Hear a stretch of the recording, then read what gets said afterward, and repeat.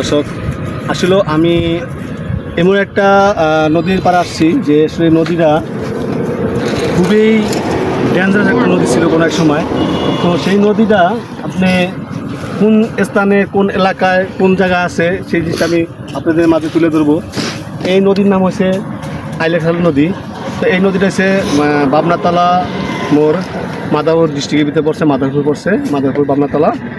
তো মাদারপুর ফেরিঘাটের ঠিক কাছেই। তো এই নদীটা এমন একটা নদী ছিল কোনো এক সময়, মানুষ রাত্রে ঘুমাইছে কিন্তু নদীতে মানুষের ঘর ভাঙ্গা নিয়ে চলে গেছে। তো এই নদীটা এমন একটা নদী দেখা যায় এখন ছোটো, আর এটা যখন বর্ষার দিন হয় এই নদীটাতে এত পরিমাণ পানি স্রোত হয় যেটা আসলে কল্পনার বাহির। কিন্তু খুব দেখেন ওই যে অনেক দূর থেকে একটা ট্রলার আসতেছে, তো এটা ওই যখন জাল ধরছে, মাছ ধরার জন্য জাল ফাঁসছে।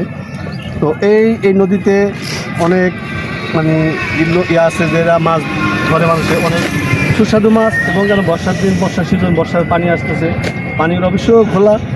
তো আমি এই উদ্দেশ্যে এই ভিডিওটা ব্যাক করানো যে আসলে আমাদের মাদারপুর ডিস্ট্রিক্টের মধ্যে এরকম একটা নদী আসলে খুব ডেঞ্জারাস। এই নদীটা যে খুবই ডেঞ্জারাস নদী, খুব ভয়ঙ্কর নদী ছিল কোনো এক সময়। এখন এটা অনেকটাই কমে গেছে, কারণ এটা ঢাকা যে পদ্মা নদী আছে, পদ্মা নদীর সাথে জড়িত। তো এটা পদ্মা নদী নিয়ে এটার একটা বিশাল একটা গল্প আছে। সেই গল্প আমি এখন বলতে পারতেছি না, কারণ আমার সময় খুবই শর্ট, এই কারণে আমি বলতে পারতেছি না। পরবর্তী নেক্সটে কখনো দেখানো চেষ্টা করবো এই নদীর ব্যাপারে, আসলে পদ্মা নদীর সাথে এটার সাথে কী সংযোগ, কী সূত্রতা ছিল, সেই নিয়ে পরবর্তী ভিডিওতে আমি দেখানোর চেষ্টা করব। দর্শক, আমি এখন আমার এক চাচাদের সাথে কথা বলবো। তো উনি এই এলাকার, এবং উনি এখন দেখতেছি যে অনেকগুলো ঘাস কাটছে গরুর জন্য। এই রোদের ভিতরে অনেকগুলো ঘাস কাটছে। টাকা গাছ কি গরুর জন্য কাটছেন? আপনি নিজের গরু? হ্যাঁ, আমার নিজের গরু। আপনার গরু কয়টা আছে? দুইটা। আচ্ছা দাদা, আমি আরেকটা জানতে চাইছি, এই নদীর সম্বন্ধে কিছু আমি জানতে চাইছি। সেই নদীটা কতটুকু ডেঞ্জারাস ছিল কোনো এক সময়? এই সময় তো আসলে তখন তো এখন থাকে ভালো হয়ে বড় ছিল এক সময়, আমরাও দেখছি ছোটোবেলা অনেক। না ওই দরকার ঠিক আছে। আর তখন তো ধরেন ওই খেলাগান তো ওভার কম যায়, খেলাধুলা করবা যাবে, সাঁতরেও যাওয়া যায় মনে হয়। সাঁতরাই এই যে গাঙ্গের মাথা দেখা যেতেছে, সাঁতরেও যাওয়া যায়। আর এখন কি মাছ পাওয়া যায়? মাছ আছে, মাছ কি সকালে মাছ পাওয়া যায়? সকালে ওই যে ওরা ওই যে কাটারা পাইতো, কাটারা এই যে কাটারা ওই যে ওই জায়গায় কাটারা আছে, ওই যে দেখা যায় বাস দেওয়া দেওয়া আছে কাটারা, ওটা আমরা গ্রামের বাসায় কাটারা বলে থাকি। তো ওই জায়গায় চাচা আছে নৌকা নিয়ে, তো নিয়ে হয়তো বা মাছ ধরে। ঠিক আছে, যাই হোক চাচা, আপনাকে অসংখ্য ধন্যবাদ। আপনি আসলে নদীর সম্বন্ধে একটা আইডিয়া দিলেন। ইনশাআল্লাহ পরবর্তীতে আপনাকে দেখানোর চেষ্টা করবো। ভালো থাকবেন, সুস্থ থাকবেন, আল্লাহ হাফেজ। আচ্ছা, চাচার সাথে কথা করা শেষে, তো আগে যে ফেরিঘাট ছিল সেই ফেরিঘাটের অবস্থা এখন দেখাতে পারবো না, কিন্তু বর্তমান ফেরিঘাটের অবস্থা আছে কি, যে অবস্থা আছে সেটা দেখানোর চেষ্টা করবো। কারণ পুরনো যেই ঘাটটা ছিল সেই ঘাটটা এখন বর্তমানে কী অবস্থা আছে সেটা দেখানোর চেষ্টা করব। তো আপনারা দেখতে থাকুন, তো আমরা সেই ফেরিঘাটের বর্তমান অবস্থা কী আছে আমরা দেখানোর চেষ্টা করব।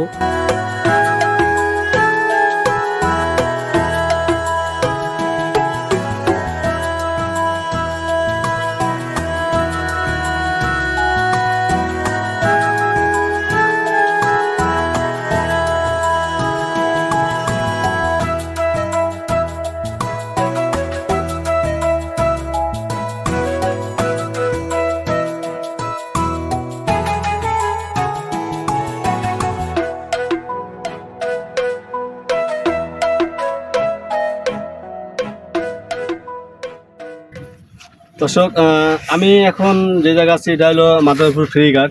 তো এই ফেরিঘাটটা এখন বর্তমান দেখেন পরিস্থিতিটা কি, এই জায়গায় কোনো ফেরিঘাটের কোনো অস্তিত্ব নাই। তো এই জায়গায় শুধু বড় বড় বালুর ট্রলার বা বড় বড় বোট বইলে থাকে আর কি, বড় বড় বোট আছে। তো এই জায়গায় যে কেউ বলবো না যে এখন এটা একটা ফেরিঘাট আছে।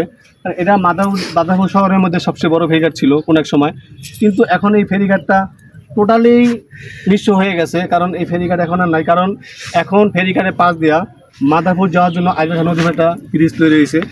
তো আমরা সেই ব্রিজ পর্যন্ত এখন যাইতে পারতেছি না, কারণ আমরা এই ভিডিওতে এখানে শেষ করবো। আর এই নদীটা আমি এর আগে তো দেখাইছি যে এই নদীতে অনেক খুব ডেঞ্জারাস ছিল। দেখেন নদীটা কত কাছে চলে আসছে, অনেকগুলো বোট আছে, মাছ মাছ ধরার জন্য জাল আছে।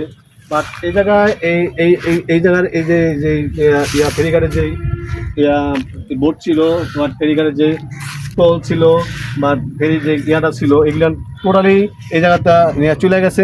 কারণ এই জায়গায় এখন ওই জিনিসগুলি নাই, কারণ এখানে শুধু এখন বড় বড় বোট ছাড়া, বড় বড় ট্রলার ছাড়া আর কোনো কিছুই নাই। তো আমরা ইনশাল্লাহ পরবর্তী ভিডিওতে বাকিগুলি দেখানোর চেষ্টা করব। ধন্যবাদ দর্শক। মাছ নদীর দিকে ধরতেছে, দোয়াই বলে থাকি, কেউ বলে চাই, কারো বাসায়, কোনো দেশের বাসায় চাই বলে, কেউ দোয়াই বলে, তো আমরা দোয়াই বলে থাকি। তো এই জায়গায় নৌকার থেকে মাছ ধরতেছে। আমার মনে হয় যে অনেকটা মাছ পাইতেছে তারা, কারণ দেখতেছি অনেকটাই মাছ ধরতেছে। তো চেষ্টা করব ইনশাল্লাহ মাছগুলি দেখার জন্য।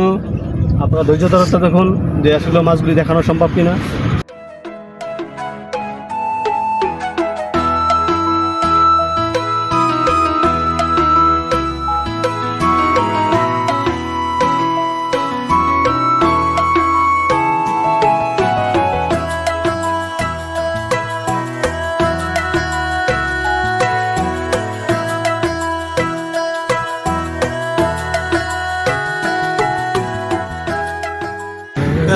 সাউথ দেবেন এই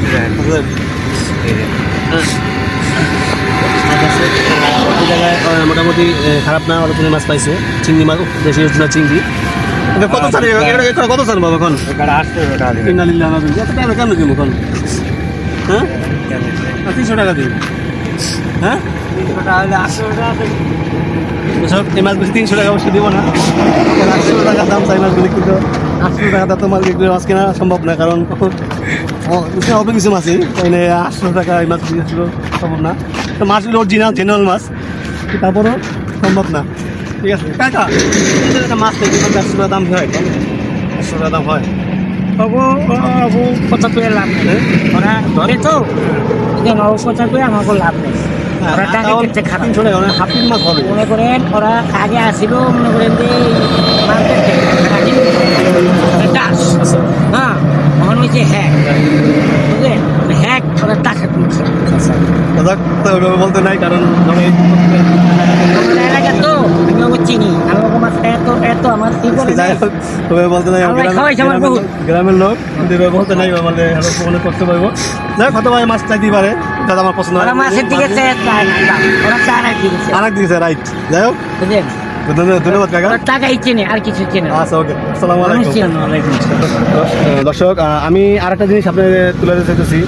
তো আপনি এই জায়গাটা এই জায়গাটা আরও অনেক জায়গা থেকে আরও মিনিমাম নাহলে 40 মিনিট সময় লাগবে। আমাদের আসলে যেই মেন বাড়ি ছিল, আরও এদিকে 40 মিনিট সময় লাগবে, কম করে 40 মিনিট সময় লাগবে। তো আমাদের সেই বাড়িগুলো আজ থেকে আরও কমের পক্ষে 40-45 বছর আগে আমাদের সেই জায়গাগুলো নদীতে ভেঙে গেছে গা।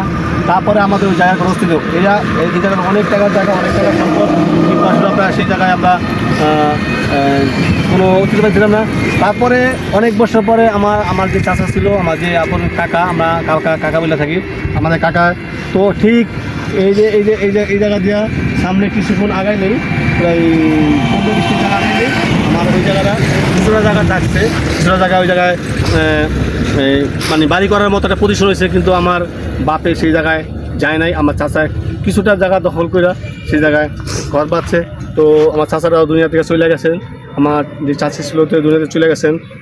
আর দুঃখের বিষয় এই জায়গার একটা বিষয় আছে যে আমার যে চাচাতো ভাই ছিল সবাই বড়, তো উনি বিয়ার সম্পূর্ণ কাজ করছে, বিয়ার তারিখ বিয়ার বাজার ইত্যাদি সব কিছু কমপ্লিট করবো আগামীকালকে, এরকম একটা দিন ছিল। যেরকম এই সময় মারা ওই দিন হিসাব করে আগামীকালকে ধরেন বিয়ে, ঠিক আছে, কত তার একদিন আগে বিয়ার বাজার করতে যাবো, ওদিনকার সে হঠাৎ অসুস্থে মারা যান। এটা আমাদের জন্য একটা দুঃখজনক। তারপরের দিকে আমাদের ওই জায়গার কোনো গুরুত্ব ছিল না, কোনো ইয়া ছিল না, অভিযোগ ছিল না, কারণ ওই জায়গাগুলো আর আমরা ফলাবে রাখিনি, কারণ আমার ভাই মরে গেছে গা, আমার চাচা ছিল একা, তখন বোনরা ছিল বিয়ে দিয়ে দিছে। ওই জায়গাগুলো এখন বর্তমান আছে অবস্থায়, ওই জায়গার কী অবস্থা আছে, কে দল কত কে আছে এটা আমরা জানি না। কিন্তু ওই জায়গাটার মধ্যে আমার চাচার ছোটো একটা ঘর তুলে দিয়ে গেলো, ওই জায়গার মধ্যে আমার একটা বোন আছে, স্বাস্থ্য বোন, উনি এখন বসবাস করে। আর আমরা ওই জায়গা দিয়ে কোনো তাকাইতেছি না, তাই এই ভিডিওগুলো তুলে ধরা যে আসলে এই নদীটা কতটুকু ডেঞ্জারাস, কতটুকু ভয়ঙ্কর ছিল একমাত্র আমরা জানি। আমার থেকে বেশি জানে আমার বাপদাদারা, তারা এই এই জায়গা সম্বন্ধে, নদী সম্বন্ধে জানে, কিন্তু আমরা সেটা জানি না, কারণ আমরা তখন অত কিছু দেখি নাই। তারপরও যতটুকু দেখছি অনেক ভয়ঙ্কর দেখছি। আমাদের বাড়ির থেকে যে নদী যে দূরত্ব ছিল প্রায় 5-7 মিনিটের রাস্তা দূরত্ব ছিল, এত দূরে নদী ছিল তখন। ওই রাস্তাটা নদীতে এক রাতের মধ্যে ভাঙ্গা শেষ করে ফেলছে। তো সেই সময় থেকে আমরা খুব অসহায় দুর্বল হয়ে পড়ছি। আমরা এখন এদিকে গ্রামের সাইডে একটা বাড়ি করছি, প্রায় থেকে 10 থেকে 15 টাকা রিক্সা ভাড়া লাগে, ঠিক আছে, এখন বাড়ি করছি। যাই হোক, অনেক কিছু বললাম নদী সম্বন্ধে। এই নদী সম্বন্ধে বলার কারণে যারা আপনারা বারবার বেশি বেশি শেয়ার করবেন, বেশি বেশি কমেন্ট করবেন। আর এই নদী সম্বন্ধে আরও কিছু জানতে চাইলে আমরা কমেন্টে জানাবেন, আমরা চেষ্টা করবো পরবর্তীতে আরও এই নদী সম্বন্ধে তুলে ধরার। ধন্যবাদ, সবাই ভালো থাকবেন, সুস্থ থাকবেন, আল্লাহ হাফেজ।